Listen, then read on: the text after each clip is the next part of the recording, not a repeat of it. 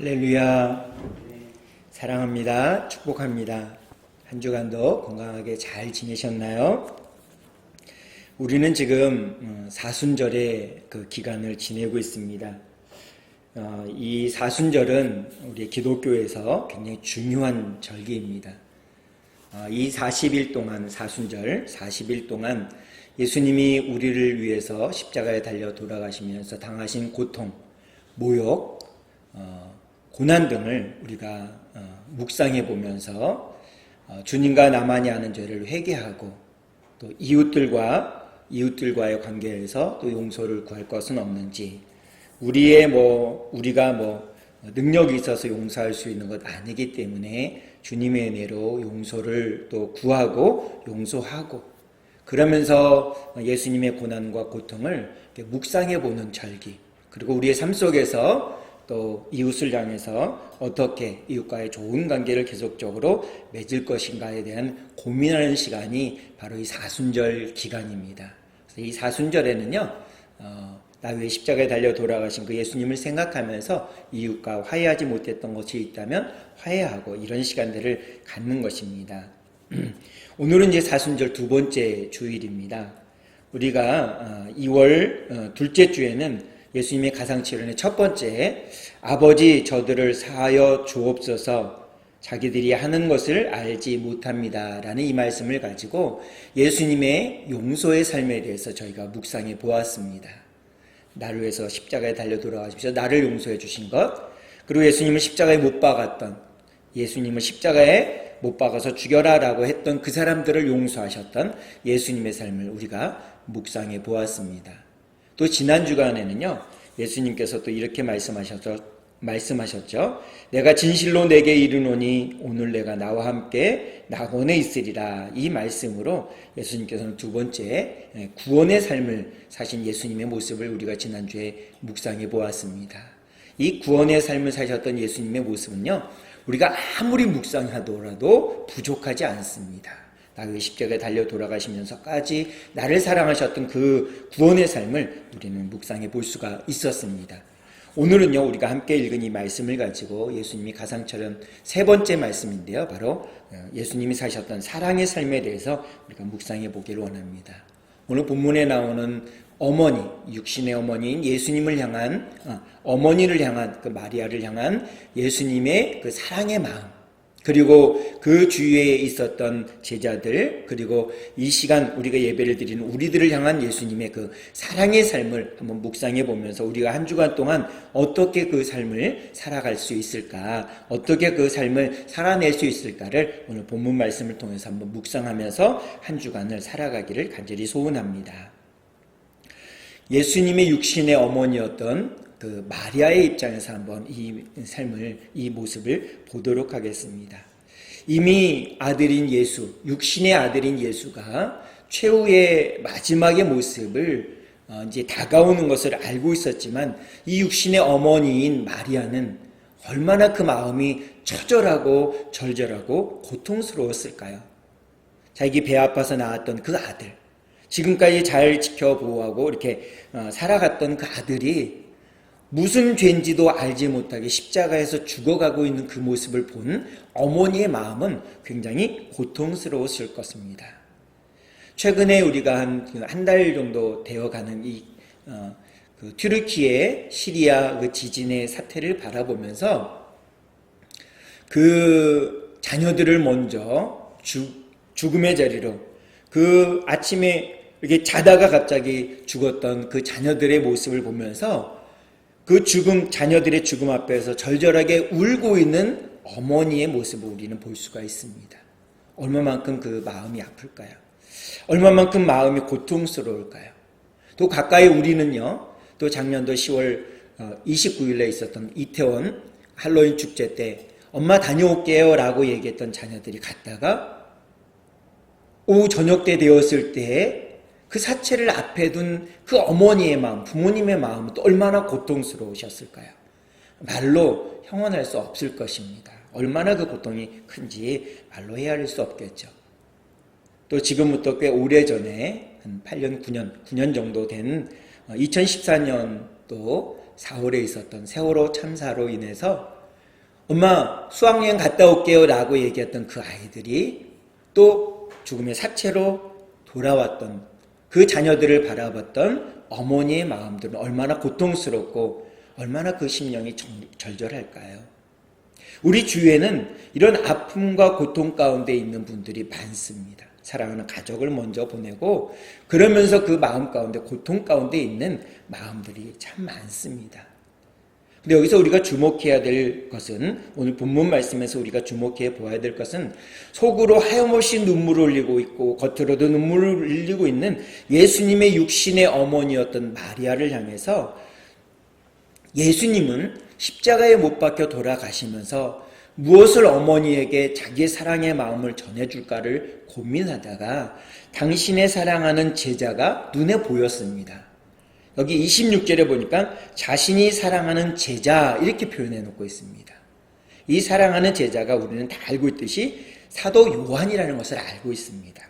이 사도 요한을 어머니인 육신의 어머니인 마리아에게 새로운 아들로 연결시켜 주는 것을 볼 수 있습니다. 26절에 이렇게 얘기하죠. 어머니에게 어머니 보십시오. 이 사람이 어머니의 아들입니다. 라고 소개합니다. 그리고 27절에 보니까 그리고 또 그 사랑하는 제자에게는 보라 이분이 내 어머니시다 라고 요한에게 예수님이 자신의 육신의 어머니인 마리아를 소개시켜 주는 것을 볼 수 있습니다. 27절 뒷부분에 보니까 그때부터 그 제자는 예수의 어머니를 자기 집에 모셨다라고 말씀이 기록되어 있는 것을 볼 수가 있습니다. 마지막 십자가에 달려 돌아가시면서까지 육신의 어머니인 이 마리아를 걱정했던 예수님의 모습을 볼 수 있습니다.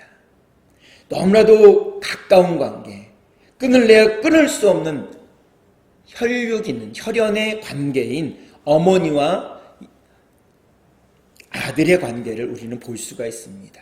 근데 왜 예수님은요, 동생들도 있었음에도 불구하고 왜 사랑하는 제자인 요한에게 당신의 육신의 어머니를 맡겼을까요? 이 예수님의 동생 중에요, 초대교회 지도자였던 야고보라는 인물이 있습니다. 이 사도 요한의 형인 야고보가 아니라 예수님의 동생인 야고보가 있습니다. 실질적으로. 그리고 초대교회에 아주 중요한 역할을 맡고요. 초대 예루살렘 교회 지도자 중에 한 사람이었습니다. 너무나도 중요한 역할을 했습니다. 그럼에도 불구하고 그 동생들에게 육신의 어머니인 마리아를 맡기지 않고 왜 하필이면 이 사랑하는 제자, 당신의 제자에게 이 어머니를 맡겼을까요? 당신의 제자인 요한과 어머니인 마리아는요, 혈연적인 모자관계가 아니지 않습니까? 예수 그리스도 안에서 맺어진 영적인 모자관계이잖아요. 그런데 혈연적인 관계인 당신의 동생들에게 어머니를 맡기지 않고 예수님은 사랑하는 제자인 요한에게 어머니를 맡겼다라는 것입니다. 여기에 의문점이 있어요. 참 아이러니합니다. 성경은 그 이유에 대해서 설명해 주지 않기 때문에 우리는 그 사실 그대로 우리는 받아들이는 것입니다. 사랑하는 제자, 어머니를 맡겨도 될 만큼 당신이 사랑했던 제자였기 때문이 아닐까 생각해 봅니다. 자신의 육신의 어머니 마리아를 맡길 정도로 자신이 사랑했던 제자 요한에게 어머니를 맡기게 됩니다. 이 자리에서 예배드리는 우리들은요, 혈연적인 관계는 아닙니다. 가족관계는 아니지만 예수 그리스도 안에서 우리는 형제며 자매이기 때문에 가족의 관계인 것입니다. 그래서 뗄래야 뗄 수 없는 너무나도 소중한 관계가 우리의 관계, 우리 송강교회 성도님들 한 분 한 분과의 관계인 것을 믿습니다. 우리는 이렇게 소중한 관계로 하나님 안에서 맺어졌다, 예수 그리스도 안에서 맺어졌다는 사실을 늘 기억하면서 우리의 어려운 점들, 기도 제목들을 나눌 수 있기를 바랍니다. 또 창세기 3장 21절에 보니까 이렇게 되어 있어요. 우리 쉬운말 성경이 기록되어 있으니까 우리 함께 같이 읽어보겠습니다. 주보에 있으니까 같이 읽어보겠습니다. 시작. 주 하나님께서는 짐승 가죽으로 옷을 만들어 아담과 그의 아내에게 입혀 주셨다. 아멘. 또 개역 개정판에는 이렇게 되어 있습니다. 여호와 하나님이 아담과 그의 아내를 위하여 가죽 옷을 지어 입히시니라. 아멘. 여기 쉬운 성경에 짐승 가죽으로 옷을 만들어나 개역 개정판에 가죽 옷을 지어 입혔다라는 이 표현은요 같은 것입니다. 근데 짐승 가죽이나 가죽 옷은요 살아있는 동물을 죽여야만 얻을 수 있는 것이 짐승 가죽이나 가죽 옷이지 않습니까? 살아있는 짐승을 잡아야만 됩니다. 여기서 우리가 주목해야 되는 것은 바로 이 짐승 가죽으로 만든 옷을 만들어서 또 가죽 옷을 만들어서 누구를 입히려고 하셨냐라는 것입니다. 그것은 우리가 창세기 3장 21절에 보니까 아담과 그의 아내라고 콕 집어서 말씀하고 있어요. 다른 어느 누구도 아니라 바로 아담과 그의 아내였다라는 것입니다. 중요한 것은 대상을 하나님께서 지정해 놓으셨어요. 근데 왜 이렇게 하셨을까요? 아담과 하와가 하나님의 손으로 흙으로 만드시고 그 코에 하나님의 영을 집어넣으셨을 때는 아담과 그의 아내는 옷을 입지 않았습니다. 벌거벗고 있었어요. 그럼에도 자신들이 옷을 벗었다라는 사실을 모르고 살았습니다. 근데 하나님께서 에덴 동산에 많은 것들을 만드시고 특별히 동산 중앙에 선악을 알게 하는 나무의 열매를 먹지 말아라. 먹는 날에는 반드시 죽을 것이다라는 명령을 주세요. 하나님이 그렇게 말씀하셨습니다. 근데 아담과 하와가 바로 이 선악을 알게 하는 나무의 열매를 먹어버렸습니다. 하나님 반드시 죽는다라고 말씀하셨음에도 불구하고 그 말씀을 어기고 그것을 먹었습니다. 아담과 하와가 그것을 먹고 자신들이 벗었음을 알게 돼요. 그리고 무화과 나무 잎으로 옷을 해입습니다. 그리고 부끄러운 것을 가려요. 그런데 나무 잎은 어떻습니까? 이 나무에서 떨어지면 이 나뭇잎은요 점점 시들어버립니다. 말라버려요. 바삭바삭 말라버려요. 그래서 계속 무화과 나무 잎을 뜯어야만 되는 것이었습니다. 그래서 자신의 부끄러운 것을 계속 가려야 돼요. 자신들이 범죄했기 때문에 그 죄값으로 그들은 그렇게 부끄러운 것을 계속 가렸단 말입니다. 근데 아담과 그의 아내에게 하나님께서는 살아있는 동물을 죽여서 그 가죽으로 옷을 만들어서 아담과 그의 아내에게 선물로 주게 됩니다. 그들의 힘으로는 얻을 수 없는 것이었기 때문에 선물입니다. 선물. 그래서 구원은 선물입니다. 이 시간 우리가 이렇게 나와서 예수님 앞에 나와서 예배를 드릴 수 있는 건 우리의 능력 아니잖아요. 하나님의 은혜를 우리가 선물로 받았습니다. 우리가 도저히 주님 앞에 나올 방법이 없는데 주님께서는 방법을 우리에게 허락해 주셨습니다. 그 방법이 무엇이냐? 살아있는 동물을 죽여서 우리를 위해서 대신 그것으로 우리에게 가죽 옷을 선물해 준 것입니다. 영원히 옷을 만들 필요 없는 옷을 준 것입니다. 그 옷을 입지 않으면 우리가 주님 앞에 나올 수가 없습니다. 바로 이 죽은 동물, 하나님의 어린 양이신 예수 그리스도의 예표인 것입니다. 예수님이 그렇게 우리를 위해서 죽으실 것이다 라는 것을 우리에게 알려주신 예표가 바로 창세기 21장에 있는 이 짐승의 가죽, 그것으로 만든 옷입니다. 가죽 옷입니다. 그것이 우리를 위해서 허락해 주신 것이죠. 우리의 힘으로는 그것을 얻을 수 없습니다. 그런데 우리가 주목해야 되는 것은 아담 이후에 오고 오는 모든 세대들이 여기에 해당되지 않느냐? 그렇지 않습니다. 해당됩니다. 아담 이후에 오고 오는 모든 세대들은 가죽 옷을 입을 수 있어요. 예수 그리스도를 나의 구주로 영접하면, 예수 그리스도의 안에 들어오면, 예수 그리스도가 허락하신 그 옷으로 들어오게 되면 우리는 그 옷을 입을 수가 있습니다. 자격이 없음에도 불구하고 우리에게 허락해 주신 하나님의 무조건적인 사랑인 것이죠. 우리는 그것을 입을 수 없지만 우리에게 허락해 주신 하나님의 사랑임을 우리는 분명히 알 수가 있다는 것입니다. 그 사랑이 아니고는 우리는 가죽옷을 입을 수가 없어요. 그렇기 때문에 하나님의 무조건적인 사랑인 것입니다. 받을 자격이 없지만, 입을 자격 없지만, 그것을 구할 수 있는 자격 없지만, 이렇게 예배당에 나올 수 있는 자격이 없지만 우리에게 허락해 주신 구원이라는 선물로 인해서 우리는 입을 수 있는 자격을 받게 되어진 것입니다. 우리의 힘 아닌 것입니다. 우리의 능력 아닌 것입니다. 또 예수님께서 사랑하는 제자 사도 요한은 과연 어떤 사람일까요? 어떤 사람이길래 예수님께서 당신의 육신의 어머니를 사랑하는 제자인 요한에게 맡겼을까요? 그리고 그 이후의 삶은 요한은 어떻게 살았을까요? 본래 이 요한은요, 굉장히 성격이 급한 사람입니다. 불과 같은 사람이에요. 이게 생각해보고 행동하는 것이 아니라 먼저 행동을 하는 아주 급한 성정을 갖고 있는 사람입니다. 물불을 가리지 않죠. 베드로와 비슷한 성격을 갖고 있었습니다.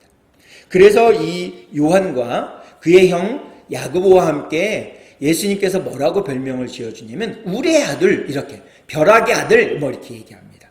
왜 그러냐면 예수님의 사역에 대해서 사사건건 사마리아인들이 방해를 놓자 예수님, 저들에게 하늘의 벼락이 떨어져서 다 멸해버리게 하십시오 라고 얘기했던 사람입니다. 예수님이 그것을 허락하지 않으셨죠. 그래서 그들의 별명이 우리의 아들, 벼락의 아들이 됩니다. 그만큼 급하고 불같은 사람이었어요. 근데 3년간 예수님과 공생의 기간을 보내고 나니까 그 사람이 예수님이 사랑하시는 제자로 변화되어진 것입니다. 놀랍지 않습니까? 사람의 힘으로 사람은 변화되지 않아요. 우리에게는 우리를 변화시킬 능력이 없습니다. 그러나 예수님을 만나면, 예수님과 교제하면, 예수님의 말씀인, 하나님의 말씀인 이 성경을 읽다 보면 우리는 그렇게 변화되어진다는 것입니다. 우리의 능력으로 할 수 있는 것 아니기 때문에 그렇습니다. 그래서 주님의 말씀을 믿고 예수님의 사랑 가운데 우리가 살아가다 보면 우리의 성정이, 우리의 심령이 변화되어진다는 것입니다. 그 가장 좋은 예가 바로 사도 요한이죠. 그래서 육신의 어머니인 그 마리아를 맡길 정도로 예수님이 맡길 정도로 그는 사랑의 사람으로 변화되어진 것을 볼 수가 있습니다. 이 사건 이후에 오늘 본문 말씀의 27절을 보니까 그때부터 그 제자는 예수의 어머니를 자기 집으로 모셨다라고 되어 있습니다. 그때부터 이 사랑하는 제자 사도 요한은요, 예수님의 어머님을 자기 집으로 모시고서 평생 사역지를 옮길 때마다 모시고 가서 정성껏 봉양했다고 합니다. 섬겼다고 합니다.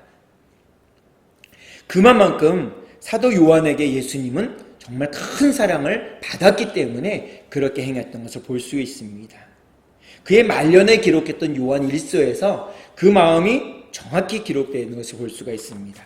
개역 개정판으로 요한 1서 4장 7절과 8절의 말씀 우리 한번 읽어보겠습니다. 오늘 주보에 있으니까 같이 한번 7절과 8절의 말씀을 읽어보겠습니다.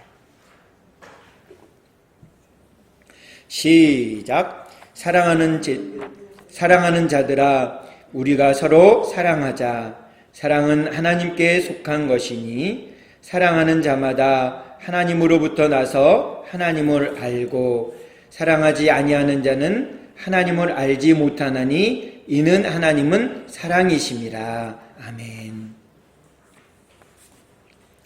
여기 요한일서에 보면 유독 많이 나오는 단어가 뭐냐면 바로 사랑이라는 단어입니다.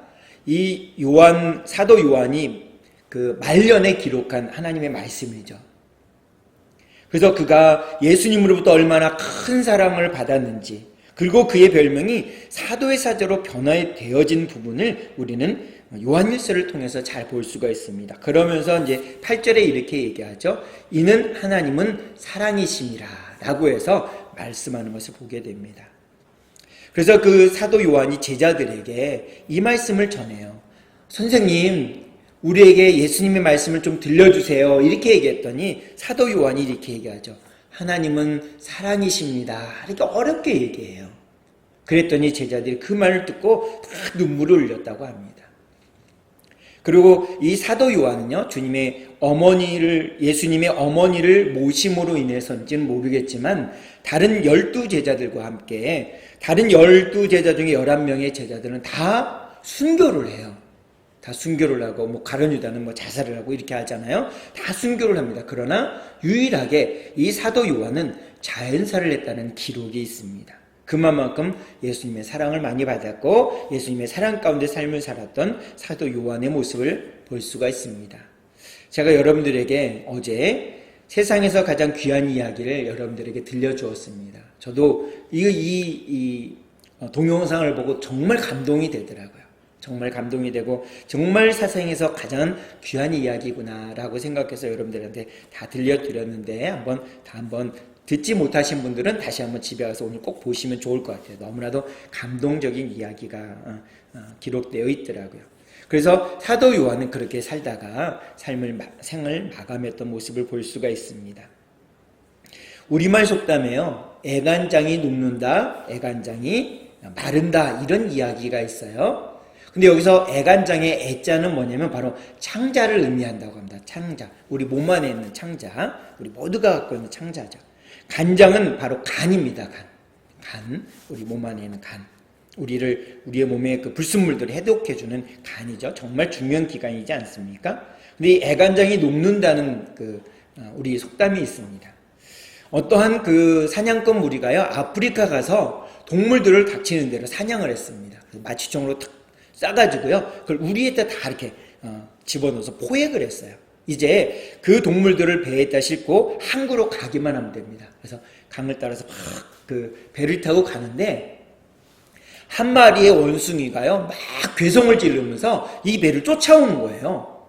그 도대체 뭘까? 근데 아마도 이 어미 원숭이가 막 울부짖으면서 괴성을 지르는 소리를 이제 아마 그 새끼 원숭이가 잡혀가니까 내 새끼를 내놔라, 이런 마음이지 않을까 아마 추측해 볼 수 있을 것 같아요. 그러면서 막 괴성을 지르면서 이 배를 계속 나무 타고서 쫓아오는 거예요. 막 쫓아오는데 항구에 거의 다다르는데 소리가 더 이상 들리지 않는 것입니다. 몇 날 며칠을 쫓아왔는데 더 이상 들리지 않는 거예요. 그래서 이상하다, 그래서 사람을 시켜서 그 괴성이 들리는 곳까지 한번 찾아가 보았습니다. 근데 그 나무 아래 보니까 이 어미 원숭이의 사체가 있는 거예요. 그래서 한번 그 배를 갈라서 그렇게 한번 보았습니다. 그랬더니요, 정말 기가 막히게 그 장기가 다 녹아서 물이 되어 있더라는 것입니다. 그래서 그것을 본 사람들이 뭐라고 얘기했냐면 이것을 애간장이 다 녹아버렸구나라고 해서 단장의 사랑이라고 표현했다고 합니다. 그래서 애간장이 녹는다는 얘기가 그냥 있는 것이 아니라 그냥 우리가 우스갯소리를 하고자 해서 하는 것이 아니라 정말 이 사랑하는 마음이 정말 크면 애간장이 녹는구나 라는 것을 이 동물인 원숭이가 우리에게 정말 이렇게 표본적으로 보여줬다고 합니다. 동물도 이렇게 자기의 사랑, 그 자식을 향한 사랑이 얼마나 애절하면, 절절하고 고통스러우면 애간장이 다 녹아내렸을까요? 그렇다면 우리 사람들도 마찬가지라 생각됩니다.